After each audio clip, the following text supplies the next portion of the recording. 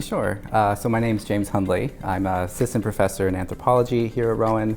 So I'm a sociocultural anthropologist who specializes in border studies, specifically working with the Canada-US border, looking at how border policies and kind of the post 9/11 situation have affected the lives of people who live in the borderlands. And my last project focused specifically on Indigenous peoples with these concerns in the Pacific Northwest.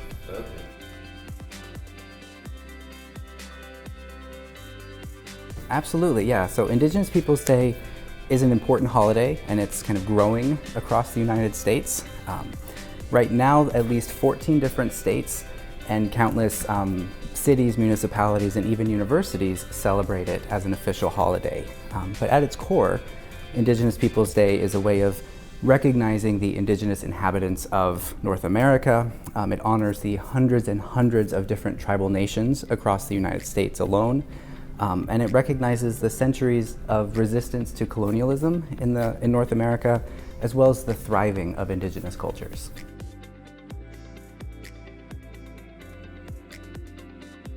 Yeah, and the very first Indigenous Peoples Day marked what was then Columbus Day on the 500th anniversary of the arrival of Columbus into the Americas. So it was in 1992, commemorating the 1492. I think it's important to see Indigenous Peoples Day and this holiday through the context that includes a discussion of colonialism in the U.S. We can't separate that out. It was celebrated on what is Columbus Day in some places still for that very reason. So it kind of forces us to see colonialism not just as something that happened back in 1492 or hundreds of years ago, that it's something that is current.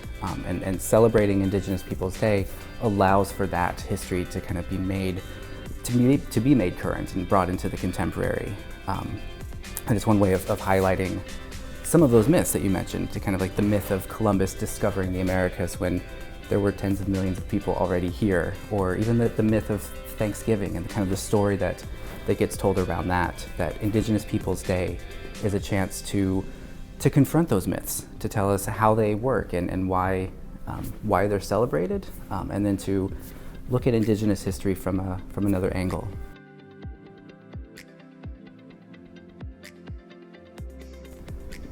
That's a good question, and I think it depends on who the we is that's kind of being discussed. I imagine that for many Native communities, it's an opportunity to recognize the incredibly hard work that activists have done to get political leaders to recognize Indigenous rights struggles, and to celebrate that, again, like the decades and centuries of work that have been going on. But for settlers like me, I think it's really important for us to celebrate the holiday as well, to recognize Indigenous history, and to look at that, because that does include colonialism and genocide, and that continues to shape the American experience. So I think that this holiday gives us a chance to reflect on that, to see what makes us Americans, and that's part of our story.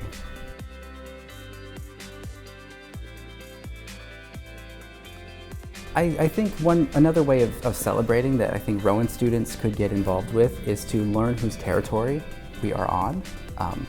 Do what you can to attend public lectures, to visit tribal centers or museums.